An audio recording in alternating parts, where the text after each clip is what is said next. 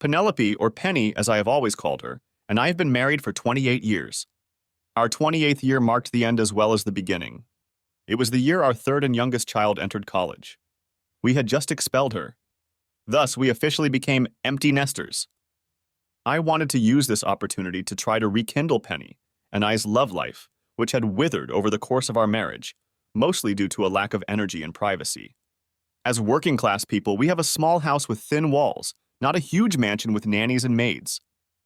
I felt like everything was going according to plan, and my plan was going to succeed.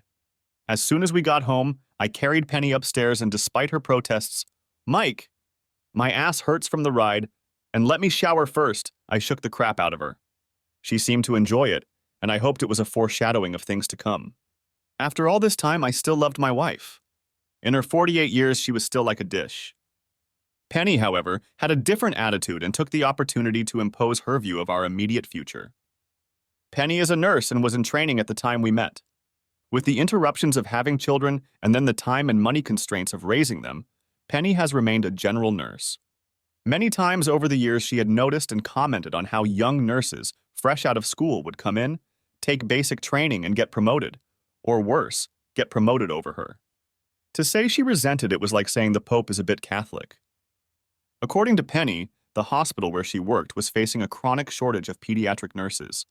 An intensive 6-month training program would allow Penny to stay at the same hospital.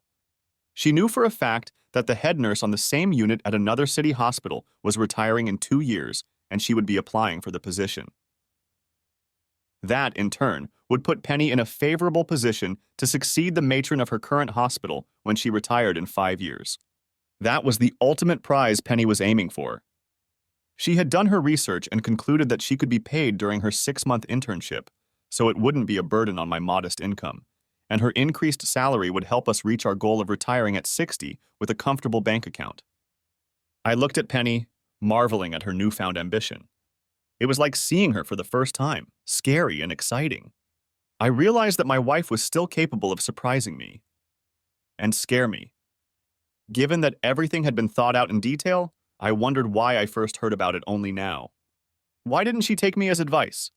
Didn't ask for my help? Why had she kept these hopes and dreams and plans from me?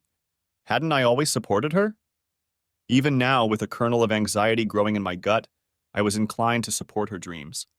That was until the reason for her reticence came to light. The only place Penny could take the course was in another state, an hour and $250 flight away.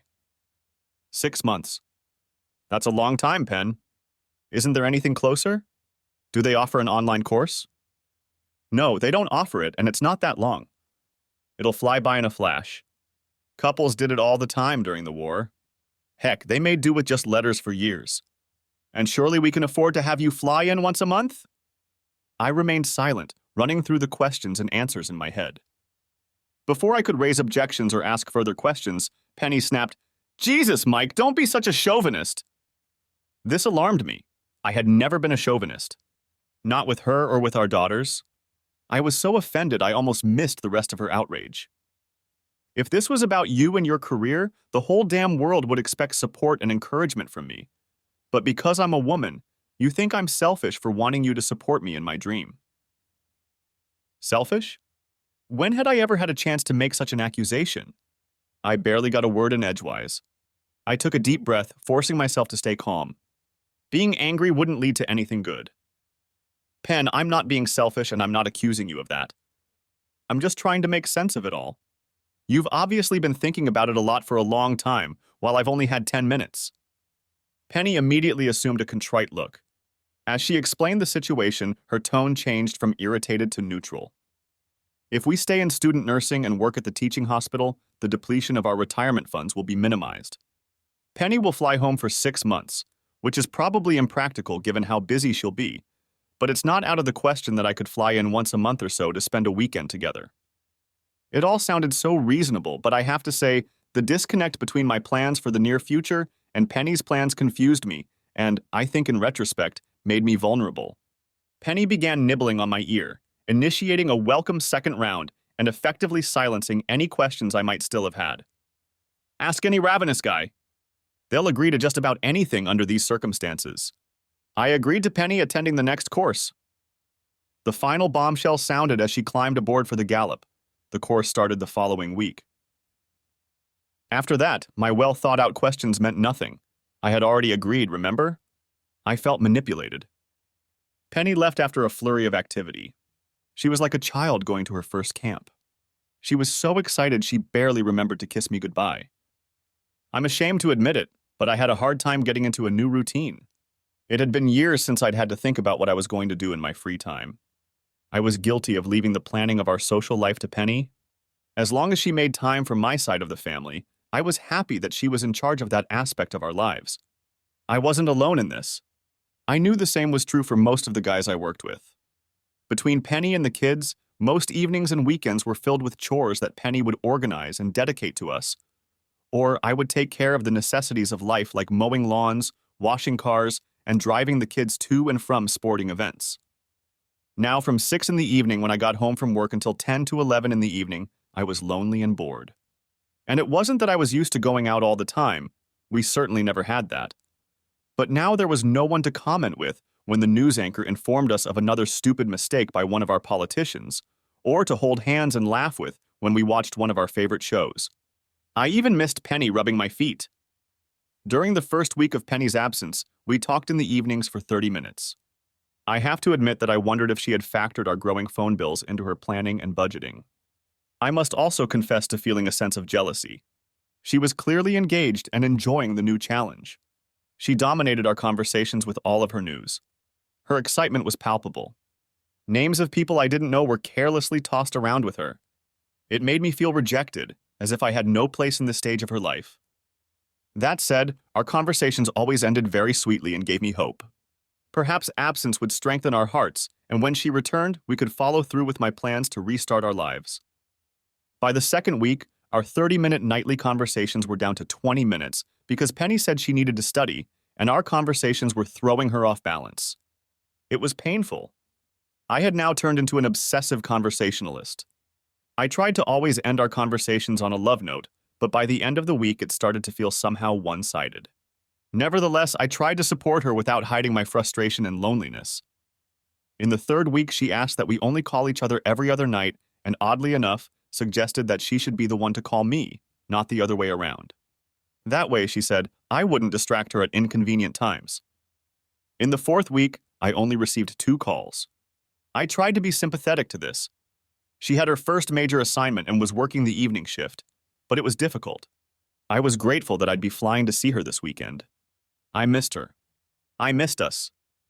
Fate had it differently. My planned trip had to be canceled at the last minute because Penny said there was a flu outbreak and the hospital was overflowing with patients. The teaching hospital was fine with the bodies. However, this weekend paid some dividends. While getting gas, I ran into an old buddy of mine with whom I had grown distant over the years. He and a bunch of his buddies played poker at the local pub every Saturday night. He invited me to join them, and given that I was sick of being idle and neglected by my wife, I went. It was pleasant company. We played a few friendly games in the back room and then headed to the bar for some relaxing ales. After years where my social life consisted of neighborhood barbecues, small local family bistros, and kid-friendly events, the pub was a discovery of sorts for me. I was stunned by the number of single ladies my age or slightly younger who boldly approached me and, frankly, tried to pick me up. It's funny how after a few years of wedded bliss and diapers, you forget that these things happen in bars. It took 3 Saturdays and, I'll admit, a bunch of other days of the week when it was clear Penny wasn't going to call that evening before the molestations became regular enough that they couldn't be considered coincidence. I asked my buddy Jeff what was up. Mike, you really were off your game, weren't you? Haven't you noticed that at our age, there are already noticeably more single women than single men? All you see are widows, dumped for a younger model, thrown out of life in middle age and cheated on. But why me? Jesus, Mike.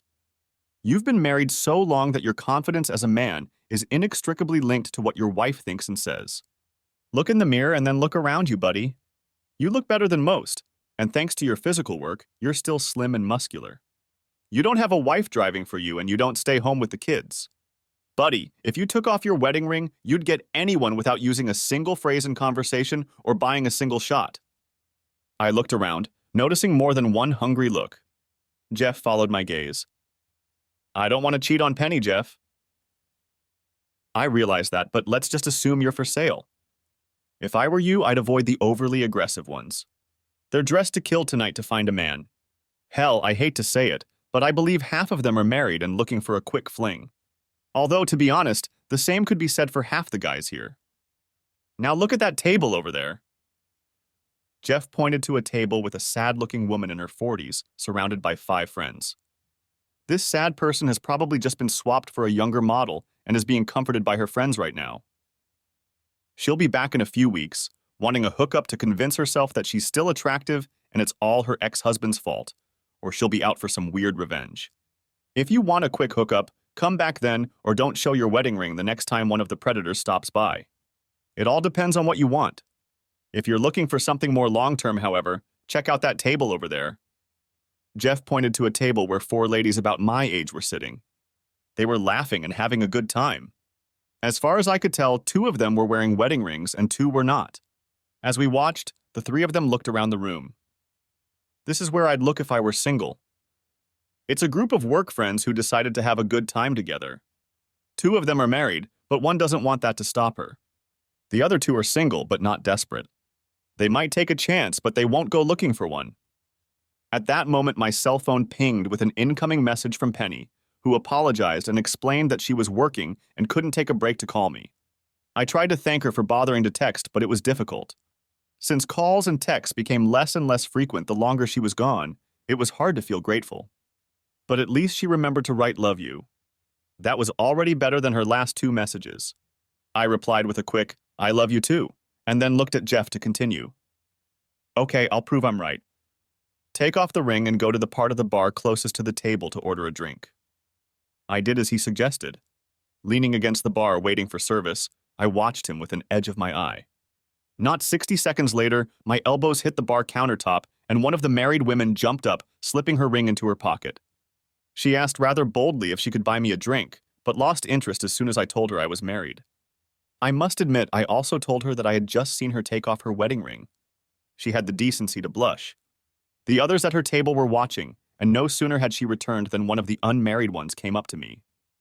She approached me just as the bartender was taking my order and waited for my drink to arrive before placing her order. I glanced over to their table and saw that all the glasses were at least half full, so I wasn't surprised when my new bar neighbor said hello and made polite conversation. A quick glance told me she wasn't exactly my type, and her body language must have given me away because she soon returned to her table with a round of drinks. I continued sipping my drink, waiting for Jeff from Gentleman's to return, so I could tell him how right he was when I heard a quiet hello from behind me. Turning around, I saw a second single lady from the table looking at me confidently. With my newfound understanding of the single scene, I guessed that she was creating an opportunity for herself, but wouldn't be upset if nothing came of it. If I were single, this girl would be my type. Her age was hard to determine. She could have been my age or 5 to 10 years younger than me. Attractive, slim but not unhealthy, hair of a soft honey hue curling around her face, and a genuine smile. I glanced at her ring finger but saw no shadow, then looked at mine. Because of my job, I only wore my ring on weekends, so there was no shadow on my finger either. Tradition demanded that I offer her a drink. "No need," she said, lifting her glass and tilting it gently to one side or the other before taking a sip. There was a confidence in her voice that was very appealing. She was clearly a woman who was comfortable in her own skin. We then began a casual conversation about everything in the world. After 10 minutes, I had to confess that I was indeed married, but not wearing a ring. I could have lied about where it was and why it was in my pocket, but something compelled me to be brutally honest with Andrea, as it turned out, the name of the attractive blonde. She questioned me about my behavior, which on the face of it was mean and dishonest. Hey, in my defense, one of your friends approached me as recently as 20 minutes ago. She was so blatant that she didn't even delicately try to remove her rings and slip them into her pocket. That would be Carol. She's not really my friend. I only met her tonight. She came with Sue, who is a friend of mine. They work together. Honestly, I couldn't believe it when I saw it either. One even begins to feel sorry for her husband, doesn't one? I nodded. FYI, I deleted mine not because I want to score points, but because I'm testing my buddy Jeff's theory that women our age frequent bars. Andrea laughed really hard when I explained Jeff's theory to her in detail. She mostly agreed with him. Next, the conversation turned to Penny. My wife has been in a 6-month course out of state for almost 2 months now, and I hate to admit it, but I feel somehow lost without her. You must miss her. I nodded. Very much. She's busy with work and school, so we don't even get to talk much. That's why I came here. I was sick of sitting alone and staring at the 4 walls of our living room alone. So you're just looking for company? No pickups or one-night stands? I was somewhat shocked by her candid question. No. I'm a one-night stand. But that doesn't mean I can't enjoy female companionship and conversation. Andrea clearly approved of my answer. Well then, let's keep talking. Andrea was very easy to talk to. She told me how she and her husband had invested so much in their children while they were growing up that when the nest was empty, they became practically strangers. 6 months ago, they decided to separate amicably, and Andrea has been enjoying the freedom. But if the right guy comes along, she wouldn't rule out the possibility of a relationship. We ended up chatting for over an hour. Finally, it became obvious that her friends were leaving. I watched Andrea contemplate whether or not to stay, but ultimately decided to leave. I took the fact that she even considered staying as a compliment, because knowing that a relationship with me was not imminent, she must have just enjoyed my company and conversation. It was refreshing after Penny's rejections. Penny's phone calls became even more infrequent and short. We chatted for 5 to 10 minutes twice a week. I deliberately developed a new relaxed attitude toward life, partly to preserve my sanity. It was no use raging. Penny wasn't interested. A couple times when I mentioned the waning calls, she told me to stop being such a baby and not try to make her life harder with my persuasions. Wasn't she in the same boat? Didn't she have plenty to worry about without my whining? My protests, denials of my whining, and simply stating the facts went unheard, and as punishment, I didn't hear from her for 5 days. I refused to be miserable. I was tired of feeling frustrated, powerless, and dependent on Penny's whims, and I started going to the bar a few times a week just to chat with people and be social. The next week, I didn't feel comfortable going to Penny's because she had errands to run. It was a pain. We had been apart for 10 weeks, and I found myself uncomfortable. I felt like I was being taken for granted.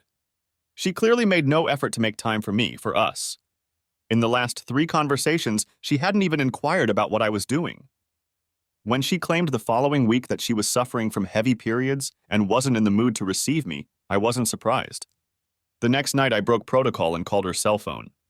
It was answered by one of her college dorm roommates who said that Penny had taken sleeping pills and gone to bed, leaving her phone to her friend for peace of mind.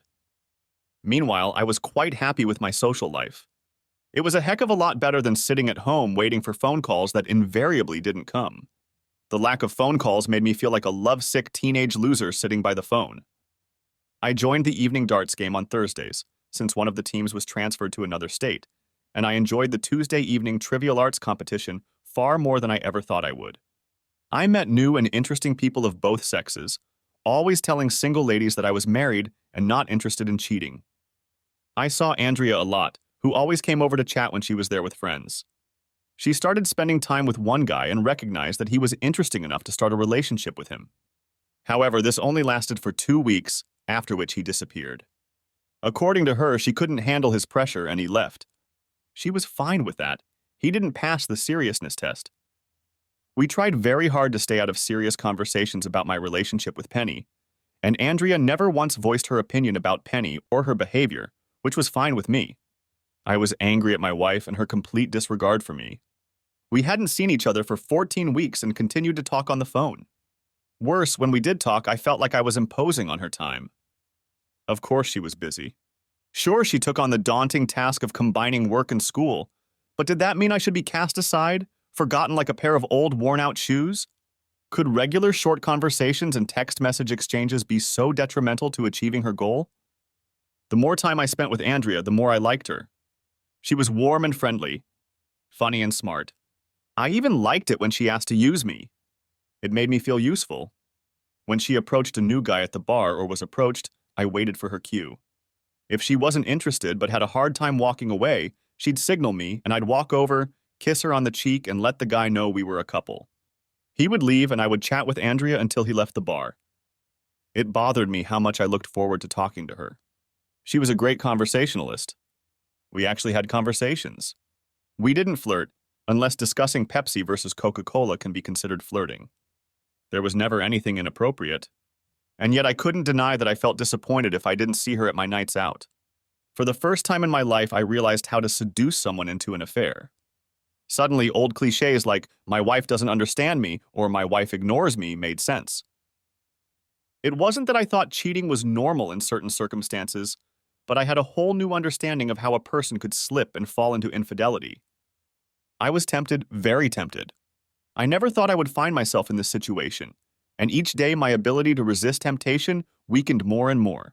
So far, I had managed to keep myself in check and not touch Andrea inappropriately for a married man, but I was no saint or eunuch.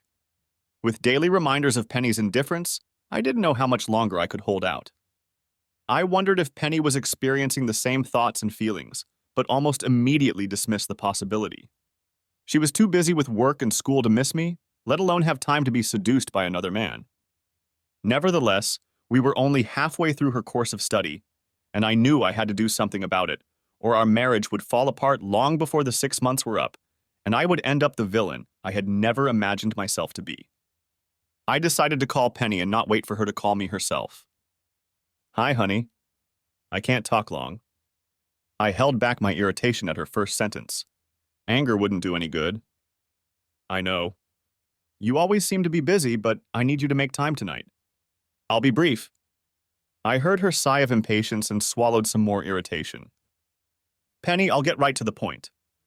You don't have time for me anymore. The calls are getting less and less frequent, and even when we do talk, you treat me like I'm in your way. You ignore my feelings and needs. It's like you've forgotten that there are two people in our marriage.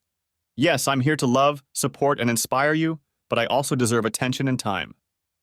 If I was hoping my words would reach her, I was out of luck. Jesus, Mike. How old are you? 2? I've spent my entire adult life putting family first. Now it's my turn. You make it sound like I haven't put our family first, Penny. Like I haven't made sacrifices and compromises for my family. I've sacrificed just as much. I put you and the kids first in every way. Tell me now that you mention it when I had my turn, because I seem to have missed it. I guess I was too busy working to notice it. So was I, Penny shrieked. How dare you insinuate that I didn't, you ignorant son of a...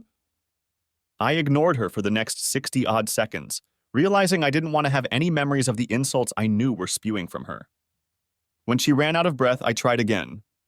Penny, our marriage is in trouble. Don't you see that? If things stay the way they are, or, God forbid, get any worse, by the time you graduate from this course, we won't have a marriage at all. God, I'm sick of your whining and guilt. Grow up. I didn't hear the rest of her diatribe because I hung up. She must have been racked with guilt because she immediately called me back. Look, I'm sorry, Mike, but you have to realize how important this is to me. I need this. Our marriage is fine. I didn't argue with her further. She wasn't listening. Of course I miss you terribly too, and I'm sorry it's hard for you without me, but it'll be good for us in the long run. You'll see. We're already halfway there. When I get back, I'll get the house in order, and you'll be eating properly again. Her tone caught me off guard. She sounded condescending. I felt like a child being scolded. Yes, I was having a hard time without her, but not in the way she thought. She seemed to think I was incapable of taking care of myself. I looked around the room. Everything looked the same as it always did. Clean, neat, and organized. I was doing fine with my daily chores. My clothes were washed, the refrigerator was full, the floors and countertops were clean, and the dishes were washed. She didn't understand what was wrong at all. I missed the closeness, the companionship. I missed my wife, my friend, and life partner. In 28 years, our lives had become intertwined in every aspect, and her absence felt like a part of me had been cut off. I made a sound that she seemed to interpret as agreement. Good, I'm glad we got that sorted out. Now I really have to go. After she left, forgetting to once again profess her love for me, I grabbed my keys and headed to the pub. Perhaps a cold ale would soothe my disappointment. Halfway through my first glass of beer, I realized I'd made a mistake. I wasn't in the mood to socialize with people. I was hurt and angry. Anxiety, resentment, and frustration. My gut was overflowing with too many emotions. They were bubbling in my stomach like a laundry circle. Even Andrea's friendly smile couldn't lift my spirits. I swallowed the last sip of my beer and hurriedly said goodbye before leaving and heading back home. I had just managed to walk through the door when my cell phone rang on my cell phone. Are you okay? You haven't been yourself today. I'm worried. Call me if you need someone to talk to. I stared at the message. My eyes watered from unshed tears. A woman I'd only known for 2 months was more concerned about my well-being than my wife of 28 years. I sat down on the couch, and for the first time since I'd met Andrea, I didn't know what to say to her. I was scared. Had we gotten too close? Was it my fault for getting emotionally involved? So far, we'd never talked about Penny or the state of my marriage, and I hadn't told her anything I'd be ashamed to admit to my wife, but I knew I had to be careful. I'm fine. Just a bad day. I'll see you on Thursday if you're in the pub. Cheers, Mike. I stared at the text for a long time, checking and rechecking whether it was suitable for casual conversation before hitting send. I heated up some leftovers and ate them while standing at the sink. As I ate, I realized that Penny and I still hadn't discussed me coming to visit the following weekend. Penny hadn't mentioned having anything, so I decided to book an impromptu plane ticket for next Friday. I couldn't wait another week to see my wife. I needed to see her face, hear her laugh, and smell her hair to remind myself how much I loved her. Although the possibility of Penny misbehaving while visiting had never crossed my mind, I decided to make the visit a surprise. That way she wouldn't be able to brush me off once again. Finally, it was Friday. I left work early and went straight to the airport. Everything went smoothly, and by 6 o'clock in the evening I showed up on Penny's doorstep. The phone was answered by a girl I recognized by her voice. It was Jenny, the girl who had answered Penny's phone that day. She led me into their small living room and explained that Penny and their other neighbor Gail had not yet returned from school. When I pulled my phone out of my pocket, she waved at me, saying she would call Penny, and looked a little flustered. No sooner had she pressed 3 buttons than there was the sound of a key in the front door. Penny seemed pleasantly surprised to see me, and after a brief kiss ran off to the bathroom. I thought it was odd that she had taken her phone with her, but since Jenny was hovering over me, I didn't comment. Jenny and I carried on an awkward conversation while waiting for Penny, who seemed to be lingering in the restroom. No sooner had she returned to the living room than she immediately dashed down the hall to her room, telling me to keep talking to Jenny. Jenny seemed to relax and our conversation became less strained. After evenings spent in the pub, the 20-plus year age difference didn't faze me. As we chatted, I saw Penny take a load of sheets to the laundry room and return with fresh ones. I smiled. Was she trying to impress me like she had when we were dating? When the room was obviously tidied to Penny's satisfaction, she invited me to shower and freshen up with her before we went outside. Despite the cold air, Penny opened the window in her room, which I thought was odd since I knew she hated the cold. We managed to get to a pretty good seafood restaurant that Penny had told me about. When Penny laughed at my traditional seafood restaurant joke, I said, "Don't believe the tales about oysters being an aphrodisiac." I ate 12 once and the last 3 didn't work. I decided my decision to surprise her was the right one. We had a good time drinking 2 bottles of good Riesling, but one detail marred the evening. Penny kept interrupting our conversations to read and respond to messages. I pondered whether I should mention this, since we've drummed into our kids that this behavior is rude. At the risk of ruining the evening, I brought it up. "Honey, you know I wouldn't normally do this, but I'm one of the older students here, and some of the younger ones look up to me as a mentor. I won't be here long." And with those words, she replied to another message. In between eating salmon and messages, she asked how long I intended to stay, since she had 2 assignments to complete over the weekend. I tried not to get upset about her question. I hadn't even arrived yet, and she was already putting me on a plane home. Despite my desire to be alone with Penny, I took my time eating dinner, wooing her as if we were young lovers again, not an old married couple who knew each other inside and out. Eventually, by the time we walked hand in hand the 7+ blocks to Penny's house, it was 11 o'clock. There was a second car in the driveway, which Penny said belonged to Gail. Gail, I learned, worked part-time as a waitress to pay her tuition and usually finished around 10. The apartment was silent. Only the hallway light was on when we entered. After dinner and wine, we went to our room and collapsed on the bed. Hours later, finally, with suitcase in hand, shoelaces untied and not looking over my shoulder, I opened the door. It nearly hit me in the face as it was pushed from the outside at the same time I pulled it from the inside. This brought me face to face with a young woman who I guessed was named Gail. Over her shoulder, I caught a glimpse of a concerned Jenny as well. As I walked past the perplexed housemates to the front door, I heard, "Who the hell are you?" Before slamming the outer door shut, I tossed over my shoulder. Penny's ex-husband, emphasizing the ex, and disappeared into the night. I had a plane to catch, a lawyer to see, a marriage to dissolve, a sad story to tell to family, friends, and loved ones, a broken heart to mend, and a closer look at the honey blonde at the bar. Chapter 2. I jumped up from my seat when Mike picked up the phone. I half expected the call to go to voicemail like all my other calls over the past 4 days. "Hey, Penelope." "What's wrong?" "I can't talk long." Despite all my attempts to get through and everything I thought I'd say when I finally picked up his phone, I was at a loss for words. It was his tone. It confused me. There was no heartache or rage in it, which I was prepared for. I wasn't ready for indifference. Neutral. Like I was nothing more than an acquaintance. In the silence that ensued, I heard his sigh of impatience.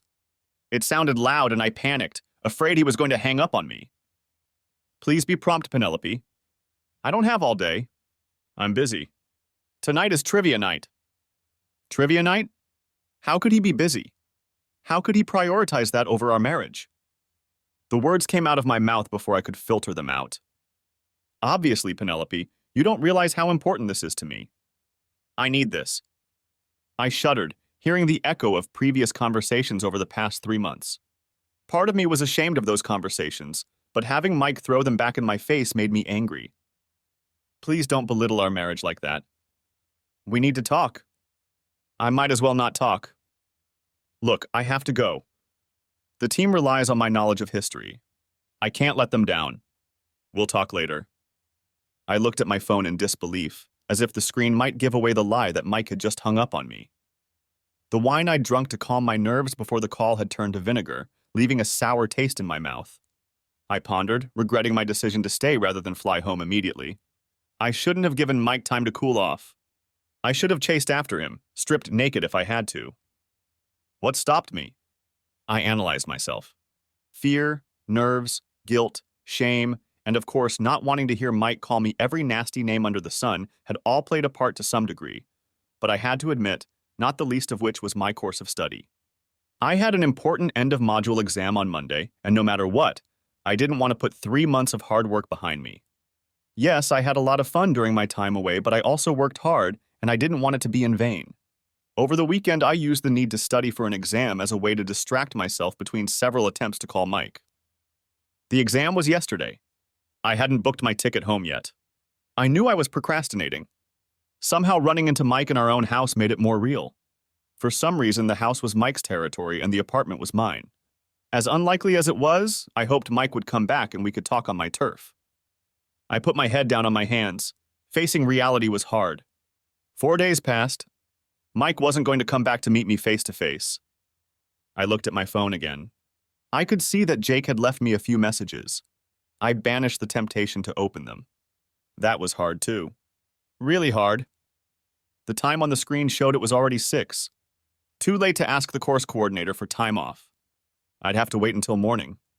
I hoped I wouldn't have to explain in detail why I needed time off. That would be awkward. Of course, it would suffice to say that I had a family emergency. Putting my phone in my pocket, I walked to the kitchen and looked in the pantry. I sighed. Everything offered seemed like too much hard work, plus I had no appetite. I went to my room, lay down on my bed, and stared at the ceiling. I closed my eyes, but sleep wouldn't come. My brain wouldn't shut down. How could I make Mike realize that my leaving was something completely separate from him and us? Something parallel, not the opposite. How could I make him realize that not once had our marriage been threatened? I loved him. Always had and always would. I was pierced by a flash of anger. Damn men and their egos. Damn pride. Yes, I'd broken my wedding vows, but only in a physical sense. In heart and mind, I still belonged to Mike. How could I make him realize that's what mattered? Not one sweaty exchange of fluids. Sure, I was tempted, but just as this course would be good for us financially in the long run, my fall from grace would affect our lives. Lord, can't he see that he's finally getting the vibrant, uninhibited life he's craved for years? I rolled over onto my side and saw Mike's deodorant on the bedside table. He'd forgotten it in the rush of leaving. I leaned over and picked it up, bringing it up to my face to smell it. The familiar smell brought tears to my eyes. I closed them and buried my face into my pillow, trying to erase the image of his shocked and suffering face. I had hurt him. It wasn't my intention, but no matter what, I had done it, and I was sorry. Clutching the deodorant to my chest, I tried to focus on the positives. There had been no word from our children. I hoped that meant Mike hadn't said anything to them. He also hadn't yelled at me or called me names. That had to be a good sign, surely? I looked up sharply. What if the reason Mike was dodging my calls and not calling the kids was because he was too busy meeting with lawyers, changing locks, and emptying bank accounts? What if his calm voice on the phone hid the fact that he was plotting to destroy me? Our marriage? I jumped off the bed and rushed to the living room where I'd left my laptop. Grabbing it, I walked back to my room. Blood pounded in my ears as I waited frustratedly for it to boot up. It seemed like an eternity had passed. With trembling fingers, I logged into our bank account. I leaned back against the pillows, tears streaming down my cheeks in relief. Mike hadn't touched the money. I wiped my tears with the corner of the sheet. I was about to leave the bank when suddenly a thin voice warned me. Just because Mike hadn't emptied the accounts yet didn't mean he wouldn't. I didn't want to cause him a negative reaction, but I also wanted to protect myself, so I transferred a small amount to an old account in my name. Enough to pay for airfare, cabs, and meals. I intended to log out. I really intended to, but the little messenger icon showed that I had messages. That overpowered my intentions. I clicked on it, and there it was. Jake. A gorgeous 25-year-old Jake. Jake, who was more suited by age to date my daughters, but who wanted me. Me. The 48-year-old me. More tears flowed down my cheeks. Tears of frustration and longing. Despite everything, more than anything, I wanted to call him at that moment. I cursed the young man who had started all this. I was at war with myself. I knew that if I answered Jake's messages or texts, he would come. I whimpered. The sound burst out of me. I clenched my fist and pressed it to my lips. I had to fight back. If Mike came back or somehow found out about this, it could spell the end of my marriage. I rolled over onto my stomach, causing the laptop to slide off the bed. It fell to the floor with a clatter. I didn't care. I cried. I cried for my loss. There would be a price to pay for saving my marriage. I had to never succumb to my addiction again. Now I knew how a recovering alcoholic felt. I must have fallen into a dream because the next thing I knew, sunlight was streaming in through the window. Would it really always be like this? To need and never settle down? Is this really my future? I pushed the thought away. It was too big, too frightening to face. Feeling like shit, I waddled into the bathroom to take a shower. I put the key in the lock and turned it. It worked. I stopped, bowing my head in relief. Mike hadn't changed the locks. Another good sign. He hadn't emptied the bank accounts. He hadn't informed our kids. He hadn't handed me the divorce papers. It was Thursday, so he had plenty of time to prepare them. And my keys still worked. Mike will forgive me. It might take time, but he would forgive. I was overwhelmed with love. Mike was a good man. The best. And he loved me. He'd find a way to accept that, and we'd move on with our lives. We'd both pay a price for that.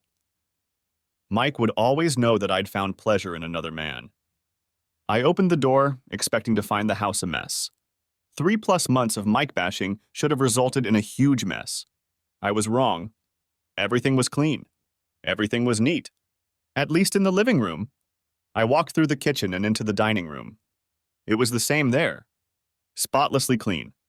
He'd even wiped off the dust. Had he really been cleaning the place in preparation for my return?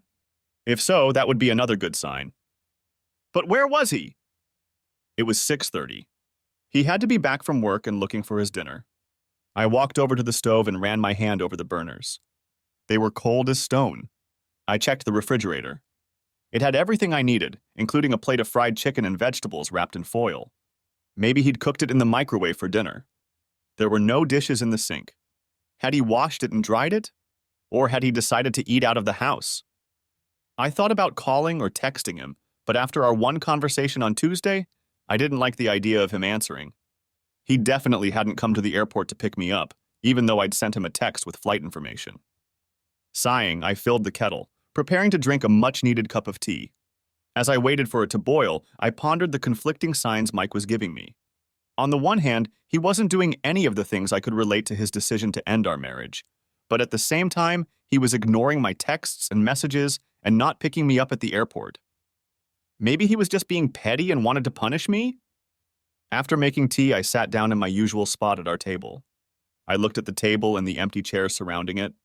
So many family dinners had passed behind its shiny surface.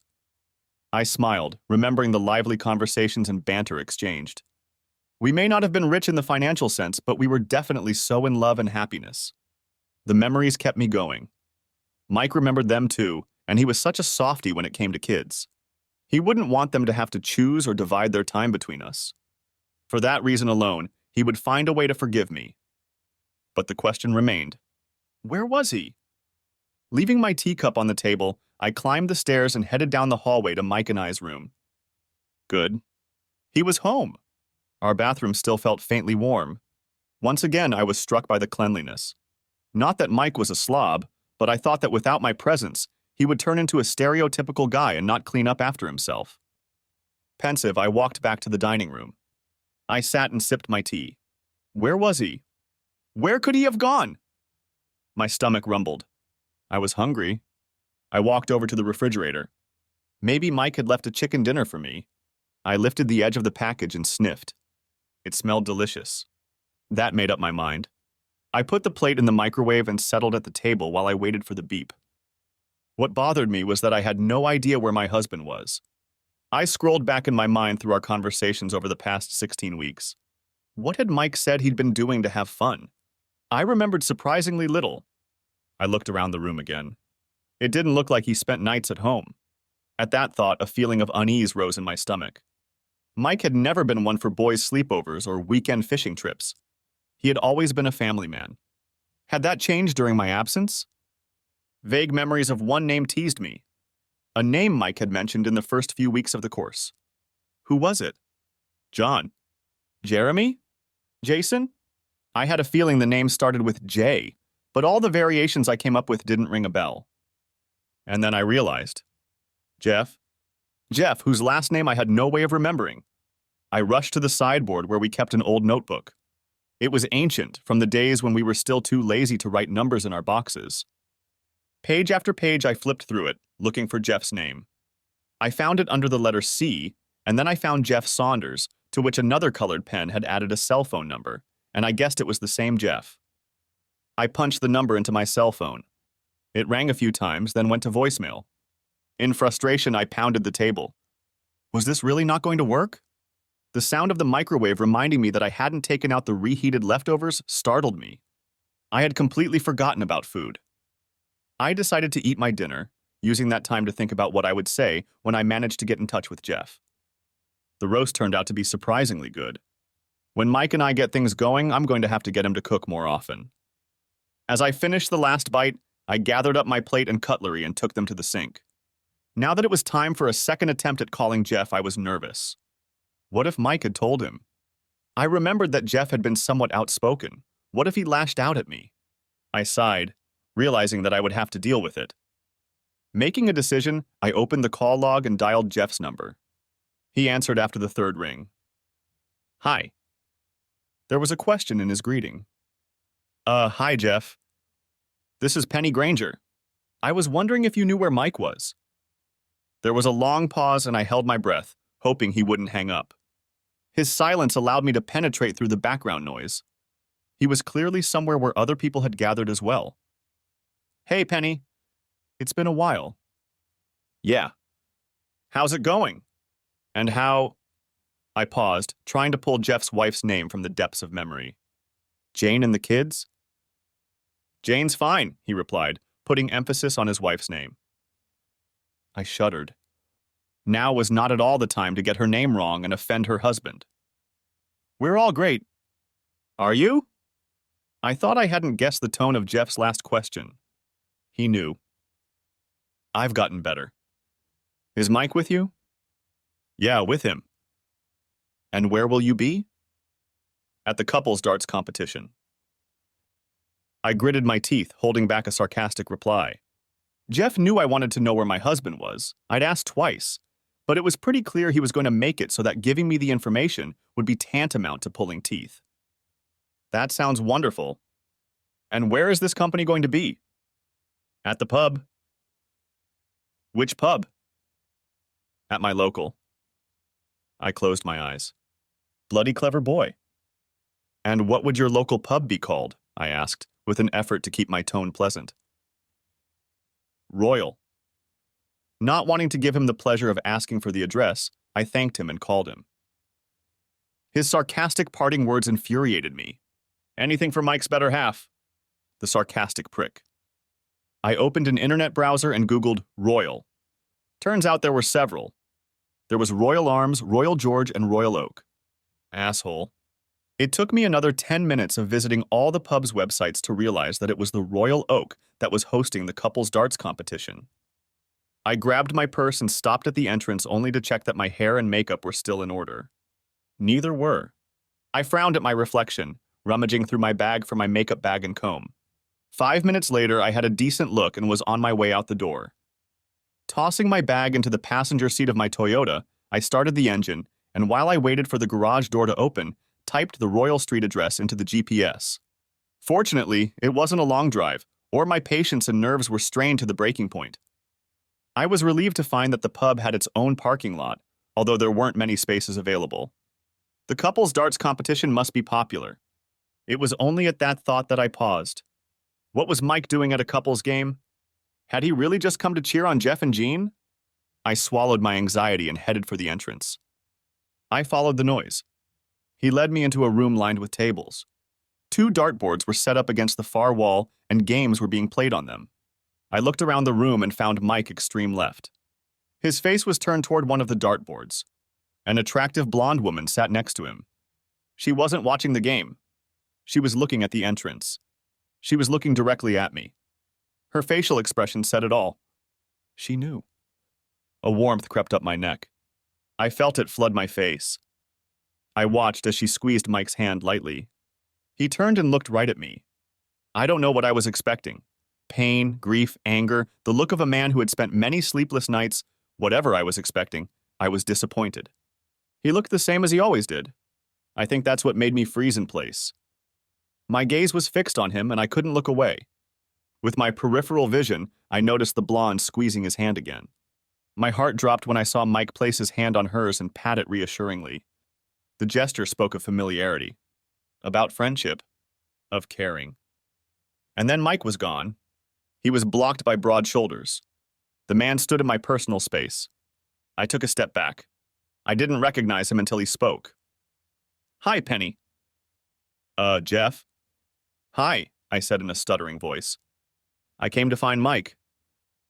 I figured as much. And I wanted to thank you. Is he okay? I mean, I know he must have been upset after he got back from his trip to see me. I hope it didn't affect you and Jean too much. He's been fine. Good, great even. That confused me. Good? Great? How can he be fine after... I couldn't finish the sentence. After he found out you've been spinning a shuffle with him for the past 4 months? The heat on my cheeks intensified. It felt like they were on fire. Guilty or not, it was bad manners on his part to voice my misdeeds. I threw him a sizzling glare, wishing I could turn him into a pile of ashes. Jeff laughed. My rage was building. I clenched my fists. Yeah, but that's none of your business. I highly doubt Mike is as wonderful as you say he is. We've been married 28 years and he loves me. I know he must be devastated. He's just hiding it so he doesn't make you feel awkward and uncomfortable. So he's a good actor. I was forced to agree. Glancing over Jeff's shoulder, I realized Mike was doing a great job of looking nonchalant. He and the blonde were standing in front of one of the dartboards, and Mike was preparing to throw his first dart. It looked like the blonde was his partner. I didn't like it. I didn't like it one bit.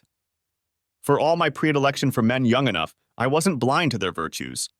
They were the equivalent of meringue, light and sweet and delicious, but ultimately not satisfying as food. Like sugar, they lacked substance. Mike, on the other hand, was steak of the highest order. Who is this woman? I hated having to ask, but the need to know outweighed my reluctance to reveal my vulnerability.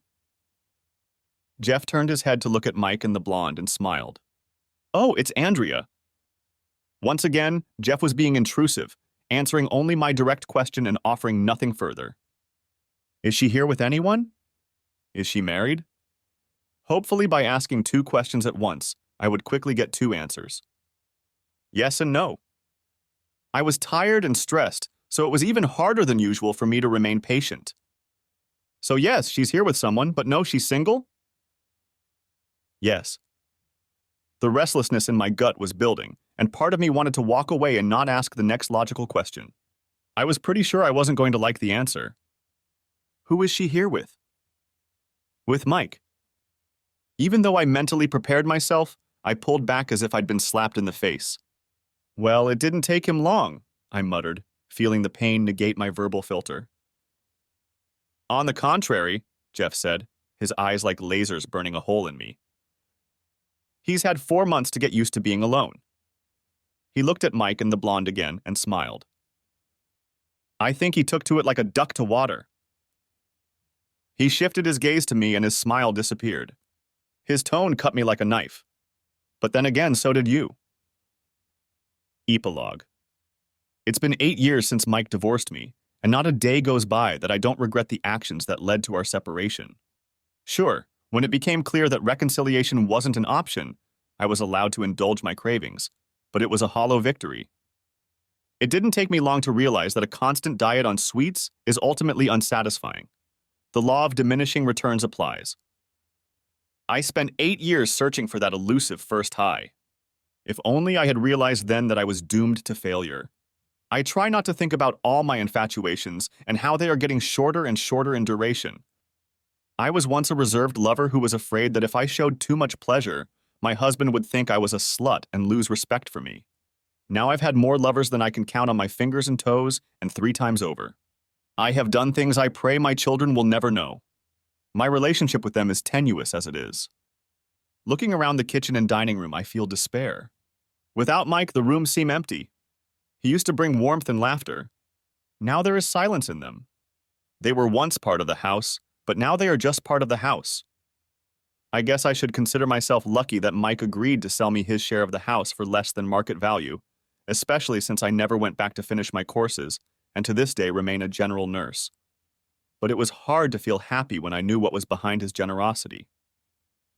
Andrea, bloody Andrea, was rich and she needed Mike, with or without money. I knew for a fact that they were now on a trip around the world. Scotland, Venice, Florence, the Greek islands, all of it. I knew this because they had paid for tickets for all the kids, hers and his, and the grandkids to meet them in Hawaii in a few weeks. That meant I would be spending Christmas alone. Again. I looked at the clock. It was time to head to work. I gathered my bag and headed for the front door. Out of habit, I glanced at my reflection in the mirror. I shuddered. I was 56 and age was catching up with me fast. It was getting harder and harder to pull young guys away. Truth be told, the young guys weren't so young anymore. They were in their 30s and even 40s, not 20s. I sighed resignedly. What else could I do? There were few men my age suitable for marriage. At least the good ones. And whether good or bad, no one wanted to marry me. My reputation preceded me. The only way out would have been to move to the other side of the country and start over. But that would have meant alienating myself from my kids, and I didn't see much of them as it was, let alone with an entire continent between us. While Mike and his damn Andrea were probably leaning back in their chair and sipping a Mai Tai, I was off to change bedpans and shove thermometers up their asses. I would end my days as a general nurse, ruining both my marriage and my career. And for what? I swallowed back tears of self-pity. Why cry? No one cares. The end. Thanks for watching. I hope you enjoyed it. So subscribe to my channel and watch the next video.